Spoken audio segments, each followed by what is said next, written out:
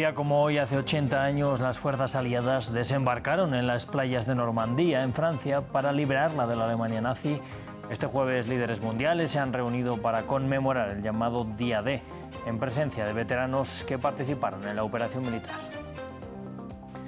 El presidente francés Emmanuel Macron anunció, tras estos actos del Día D, que su país enviará a Ucrania aviones de combate Mirage, un movimiento que irá acompañado de la instrucción de 4.500 soldados de Kiev.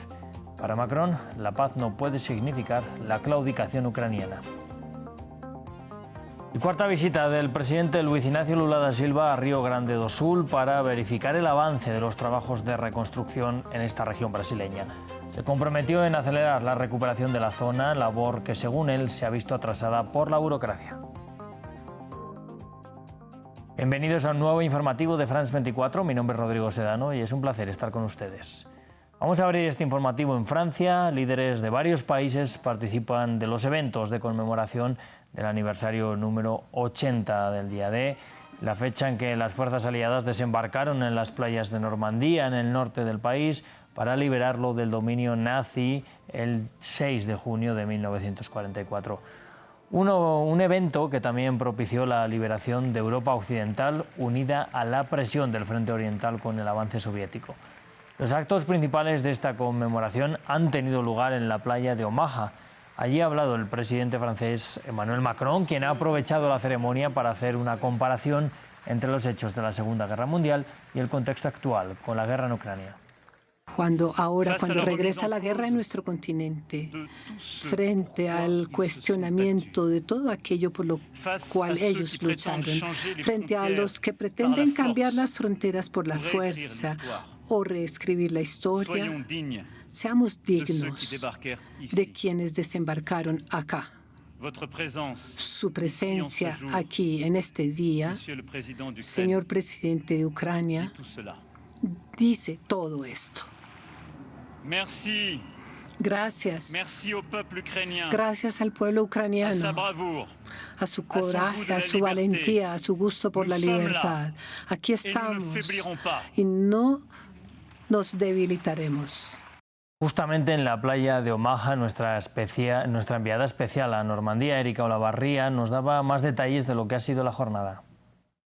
La Libertad atravesó esta ceremonia de Omaha Beach, ceremonia internacional por los 80 años del desembarco de Normandía, la principal, donde estaban todos los líderes internacionales invitados por el presidente Emmanuel Macron y como invitado principal el presidente de Ucrania, Volodymyr Zelensky. Una libertad que se vio escenificada a través del coro popular de la Ópera Cómica de París, con referencia no solo a los soldados que desembarcaron ese 6 de junio aquí en las playas de Normandía, sino que también a todos los que contribuyeron a la liberación de Europa, ya sea a quienes hacían la resistencia desde dentro de Francia o a las víctimas civiles también de ese mismo desembarco aliado en las costas normandas, a los pocos franceses que participaron del desembarco, los paracaidistas que saltaron con los británicos o aquellos que venían con las tropas británicas desde Inglaterra. Una idea de libertad que también atravesó el discurso del presidente Emmanuel Macron, que destacó las muchas nacionalidades que estaban presentes en los soldados que ese día llegaron aquí a las playas de Normandía. Dijo, no tenían el mismo idioma, no tenían la misma bandera, pero tenían el mismo ideal de libertad, de un hombre digno y de un hombre libre y de liberar al mundo. Y destacó también que ellos no tenían miedo, aunque sabían que había el riesgo de morir, porque para ellos lo más importante era hacer este desembarco y acercar la libertad al mundo. Y llegó el momento en que tenía que mencionar el conflicto de Ucrania, que es justamente el contexto en que se da este aniversario número 80, y el presidente dijo efectivamente que aquí estaba Volodymyr Zelensky para rendir homenaje a quienes desembarcaron, como diciendo, ese desembarco, esa liberación de Europa no fue en vano. Agradeció al pueblo ucraniano por su valentía, por resistir. Le dijo, estaremos aquí, estamos aquí y nuestra presencia no se ha debilitado. Bueno, esta playa de Omaha es la más famosa del desembarco, pero desde luego no fue la única. Buena parte del desembarco británico tuvo lugar aquí en esta Gold Beach. Está un poquito más al noreste de la playa de Omaha, tan solo unos pocos kilómetros. Allí fueron en torno a 25.000 soldados británicos los que pusieron pie por primera vez en las costas francesas. Hasta allí se ha desplazado hoy también el rey Carlos III. Estas fueron sus palabras.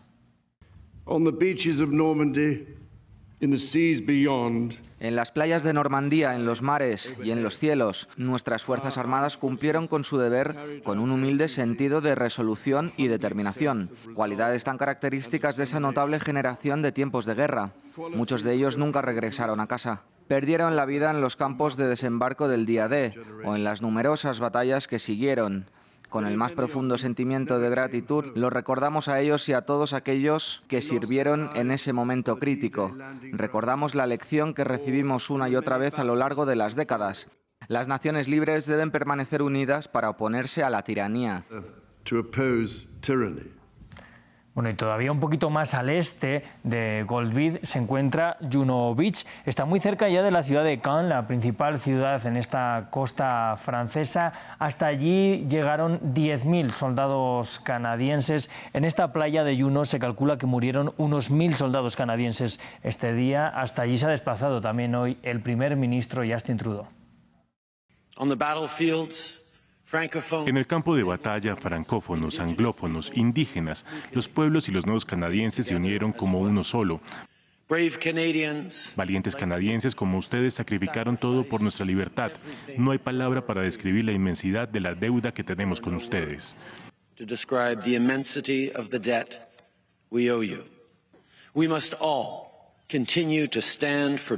Todos debemos seguir defendiendo la democracia día tras día. Se lo debemos a las generaciones futuras y se lo debemos a las grandes mujeres y hombres uniformados que sacrificaron tanto por nuestra libertad colectiva, para que no lo olvidemos.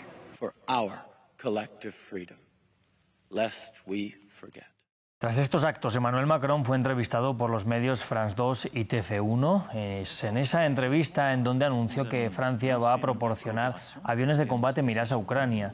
Además, el país prevé formar a 4.500 soldados ucranianos, remarcando que aún no hay instructores en territorio de Kiev. Para el mandatario, la paz no puede significar la capitulación de Ucrania. Vamos a lanzar una nueva cooperación y anunciar la entrega de Mirage 2005, que son aviones de combate franceses que permitirán a Ucrania proteger su suelo, su espacio aéreo y así, a partir de mañana vamos a lanzar un programa de formación de pilotos y de transferencia de estos aviones que permitirá a finales de año. Francia hablará por sí misma mañana, pero sobre todo estamos construyendo una coalición con otros socios. Desde la UNRWA repudiaron la agresión y afirmaron que no hubo ningún aviso previo ni a los civiles ni a la institución. Hablamos del bombardeo que ha dejado al menos 40 civiles muertos en una escuela de la Agencia de la ONU para los Refugiados Palestinos. Médicos del hospital de Deir al-Balá, donde fueron socorridos decenas de heridos, catalogaron la situación como una catástrofe humanitaria. Ramiro Cueva Arberena nos cuenta más. El ataque israelí contra una escuela de la UNRWA estremeció a los habitantes de la Franja de Gaza. Bajo la justificación de que allí permanecían militantes de Hamas, Israel atacó instalaciones de la Agencia de Naciones Unidas que funcionaban como refugio de miles de palestinos, un hecho que dejó decenas de muertos. La agencia se expresó a través de sus redes sociales. Nuseirat, otra escuela de la UNRWA convertida en refugio, fue atacada durante la noche por las fuerzas israelíes sin previo aviso a los desplazados o a la UNRWA. Atacar locales de Naciones Unidas o utilizarlos con fines militares no puede convertirse en la nueva norma. Esto debe terminar y todos los responsables deben rendir cuentas. El bombardeo, que terminó con la vida de al menos decenas de mujeres, dejó gran cantidad de niños heridos y agravó aún más la situación del Hospital de los Mártires de Al-Aqsa, en Deir al-Balá, saturado por la alta demanda tras el ataque. Estamos asistiendo a una catástrofe humanitaria en una escala que es muy difícil de creer, a menos que se vea con muchos niños, pero también con personas de todas las edades, heridas, muertas, discapacitadas de por vida. La comunidad internacional necesita presionar para poner fin a esta guerra, hacer algo de justicia y asegurarse de que haya ayuda para que las personas que están sufriendo aquí puedan al menos tener atención que necesitan. Las escuelas de la UNRWA fueron utilizadas como refugios para los millones de desplazados del enclave desde el comienzo del conflicto. Sin embargo, Israel acusa que son usadas por los hombres de Hamás como escondite. Justamente este jueves el ejército israelí ha reiterado que el ataque contra esta escuela de la UNRWA en la Franja de Gaza se llevó a cabo porque desde allí, según ellos, operaba una célula de Hamás. Para el portavoz de las fuerzas israelíes, este operativo detuvo una bomba de tiempo. Los terroristas operaban desde esta escuela de la ONU. Estaban planeando y llevando a cabo ataques desde el interior de las aulas de esta escuela de la UNRWA. Nuestro ataque preciso se basó en inteligencia concreta de múltiples fuentes. Los terroristas dentro de esta escuela estaban planeando más ataques contra israelíes, algunos de ellos inminentes. Detuvimos una bomba de tiempo. Entre tanto, Estados Unidos pidió a Israel total transparencia sobre la información que va a revelar sobre por qué ha lanzado este ataque sobre la escuela.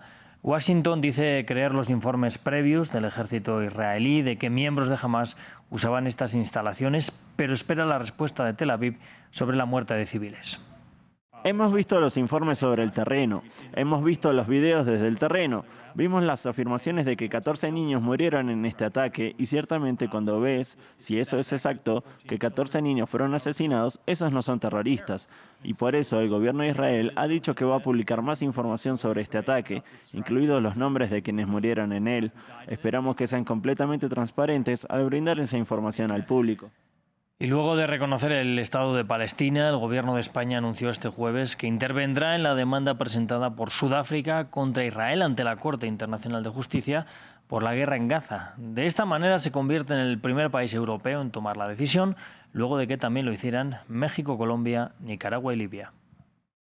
Una escalada diplomática que va en aumento. España continúa una retórica contra Israel que ya se traduce en hechos y el último capítulo ha sido sumarse a la demanda de Sudáfrica ante la Corte Internacional. Lo que nosotros vamos a hacer es aquello que permite el estatuto del tribunal, intervenir en esa demanda apoyando al tribunal en su interpretación de las medidas cautelares que va haciendo y aportando todos aquellos elementos que puedan ayudarle a aplicarlo. Sobre lo que es en sí el delito de genocidio, esa es la labor del tribunal y, como he dicho en muchas ocasiones, por supuesto, España, igual que está haciendo con las medidas cautelares, apoyará la decisión que tome el Tribunal Internacional de Justicia. Primero fue el repudio de la sociedad civil. Luego vinieron las palabras de condena por los miles de asesinatos y le siguió el reconocimiento del Estado de Palestina, lo que enfureció a Tel Aviv. El pueblo de Israel y el pueblo español son pueblos amigos. No permitiremos que nos separéis ni tú, Pedro Sánchez y Yolanda Díaz, ni los miembros de tu gobierno.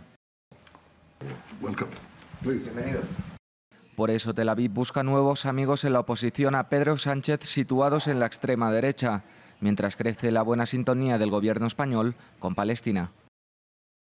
Pasamos a noticias de América Latina, ya que este jueves el presidente de Brasil, Luis Inácio Lula da Silva, visitó por cuarta vez el estado de Río Grande do Sul.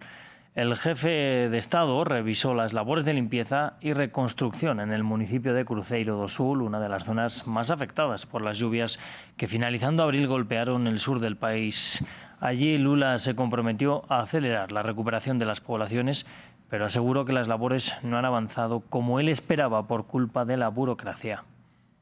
mundo que reclama más de burocracia do que yo. No creo que haya nadie en el mundo que se queje más de la burocracia que yo. Me quejo en los foros internacionales, me quejo aquí porque todo es muy duro, es muy complicado. Todo tiene un manual de instrucciones que dice lo que puedes y no puedes hacer. Si sucede algo nuevo que no está en el manual, entonces no podrás hacerlo. Esta semana tuve una reunión con el superintendente de la Caixa, el Banco de Brasil, aquí en Río Grande do Sul. Le pregunté en nombre de Dios, es importante considerar que estamos ante un caso excepcional. A la cuarta fue la vencida. Luego de 3 intentos fallidos, el cohete Starship de la empresa SpaceX amerizó en el Océano Índico como estaba planeado. Esto luego de haber sido lanzado desde una base en el sur de Texas como parte de una misión de prueba que duró aproximadamente 70 minutos y en la que se comprobó que finalmente este tipo de cohete es capaz de aguantar las altas temperaturas en su reentrada en la atmósfera terrestre. De esta forma se allana el camino de Estados Unidos para regresar a la Luna y llegar a Marte con esta nueva tecnología. De esta forma cerramos nuestro informativo, pero sigan conectados aquí a France 24.